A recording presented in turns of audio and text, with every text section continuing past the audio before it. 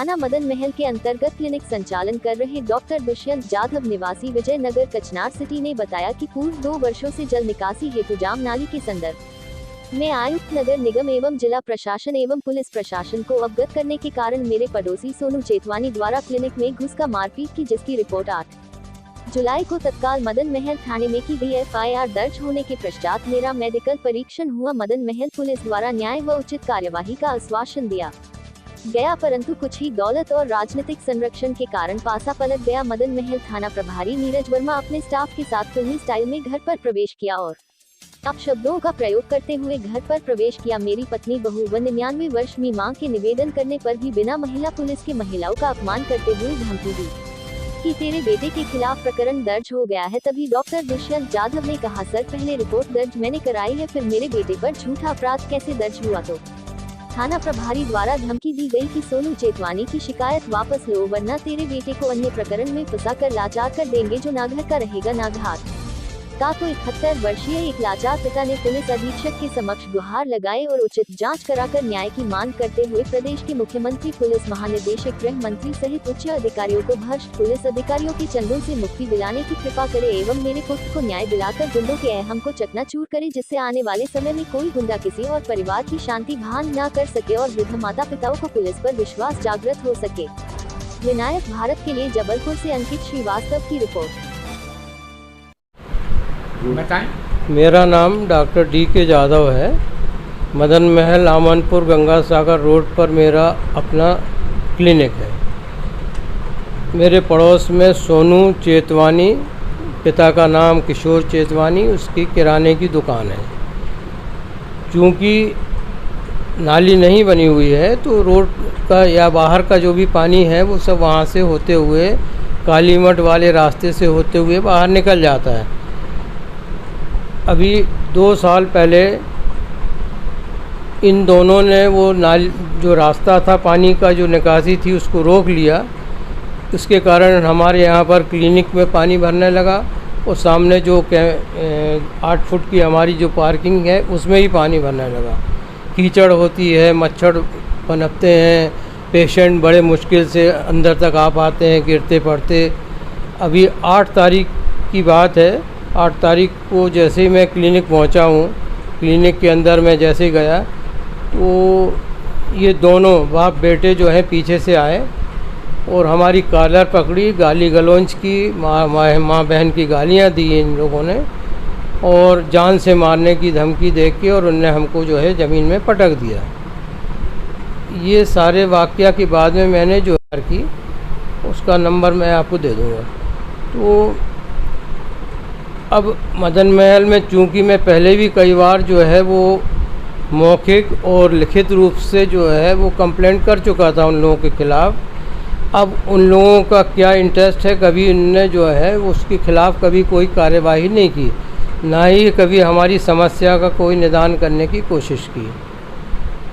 ये मेरी अपनी FIR जब हुई उसके थोड़ी देर के बाद में या दूसरे दिन जैसा भी हो, उसने सोनू चेतवानी ने अपनी FIR कराई और रात को करीब 8-9 बजे के करीब TI नीरज वर्मा अपने कम से कम 15 से 20 स्टाफ के साथ में मेरे घर में धड़धड़ाते हुए घुसते चले आए बिना किसी पूर्व सूचना के। और आते ही साथ में मेरे बेटे को जो है वो बोलने लगे कि उसको पेश करो, जबकि वो उस समय घर पर नहीं था।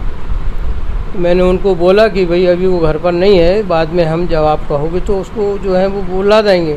लेकिन वो उनने गाली गलौज शुरू कर दी, माँ बहन की गालियाँ दी, हर तरीके से उनने प्रताड़ित किया और उनका ये कहना था कि जो तुमने जो है FIR सोनू के खिलाफ़ की है उसको वापस ले लो। क्या आपके घर के में आने से पहले कोई अग्रिम सूचना दी गई थी? नहीं, मेरे को कोई सूचना कभी नहीं ना दी गई। बच्चे की FIR की जानकारी थी? नहीं, मुझको जानकारी कोई भी नहीं थी। सिर्फ उस दिन सुबह के टाइम करीब मैं जब क्लिनिक में था 11 बजे के करीब एक ASI मेरे पास में आया था और मुझसे कुछ पूछताछ कर रहा था कि मोहित ने मारपीट की है इस तरीके से। तो मैं मोहित चूँकि उस समय वहाँ पर नहीं था, मैंने उसकी बात जो है फ़ोन पर उनसे करा दी थी और वो चले गए थे।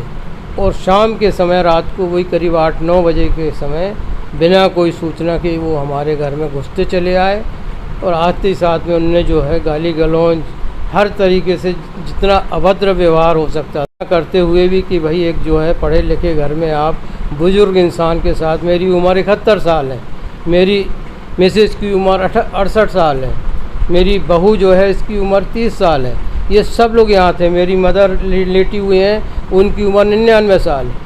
सबके सामने उसने गाली गलौज, माँ बहन की गालियाँ दी, अभद्र व्यवहार किया और उसने ये बोला कि तुम अपनी जो है रिपोर्ट वापस ले लो, नहीं तो हम तुम्हारे बेटे को जो है ढेर सारे केसों में फंसा के और उसकी हड्डी पसली तोड़ देंगे। दूसरे दिन बेटा जो है जब जाने को उन्हीं थाने में पहुंचने के लिए जा रहा था तो रास्ते में जो है इनने उसको जो है अरेस्ट किया। अरेस्ट करने के बाद में थाने लेके गए। थाने ले जाकर इनने हमको कोई किसी किस्म की कोई सूचना नहीं दी। हम लोग उस ढूंढते हुए वहाँ पहुँचे और रात भर उसको वहाँ पर जो है बंद करके अंधेरे कमरे में रखा। उसके साथ में काफ़ी बुरी तरीके से मारपीट की, यहाँ तक कि वो चलने फिरने लायक भी नहीं रहा। दूसरे दिन कोर्ट में पेश जब किया गया तो कोर्ट को मैंने जो है ये सारी चीज़ें बताई और कोर्ट ने जो है उनको उसकी जो है मेडिकल परीक्षण के लिए जो है उसको भेजा गया। और अभी जो है इसके बाद में चूँकि उन्हें बेल ग्रांट नहीं की थी, लोअर कोर्ट था तो शायद बेल ग्रांट नहीं होती, जो भी कारण हो, तो उसको जेल भेज दिया। इस तरीके से जो है नीरज वर्मा जो है वो इस तरीके से एक मतलब पुलिस डिपार्टमेंट के ऊपर एक कलंक बना हुआ है, हर किसी को धमकाता है इस तरीके से और उसके ख़िलाफ़ बहुत सारी जो है कंप्लेंट पता चलती हैं। लेकिन अब चूँकि ये सब मैं ऑफलाइन बोल रहा हूँ इसलिए जो है वो कोई चीज़ जो है मैं डॉक्यूमेंट मेरे पास नहीं है, लेकिन कुछ ना कुछ तो इन उसको सोनू को बचा रहे हैं और हमको हमारे बेटे को अनावश्यक रूप से फंसा रहे हैं। अब आप शासन से क्या चाहते हैं? मैं शासन से ये चाहता हूँ कि ऐसे भ्रष्ट अधिकारी और स्टाफ जो भी हों उनके सहयोगी, उनके खिलाफ़ सख्त से सख्त कार्यवाही की जाए, उसको सस्पेंड किया जाए, उसके खिलाफ़ जो भी दंडात्मक जो है कार्यवाही हो सकती है वो की जाए, ताकि वो जो है वो एक सिविल सोसाइटी में इस तरीके का आतंक बना के ना रखें, क्योंकि वो खुद जो है वो एक बड़ा भारी गुंडा बन चुका है।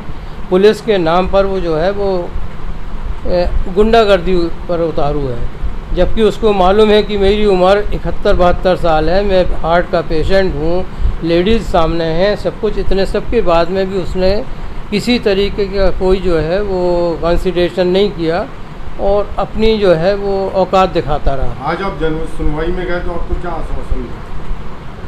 नहीं, मैं वहाँ पर एसपी साहब चूँकि नहीं थे इसलिए जो है वो रिसीट वाले जो सेक्शन में मैंने जो है अपनी कंप्लेंट वहाँ दे दी और अपनी कॉपी रिसीट करा के लेके आया। साथ ही जी, आपका नाम? क्या लिखते हैं? मेरा नाम है डॉक्टर D.K. जाधव, दुष्यंत कुमार जाधव।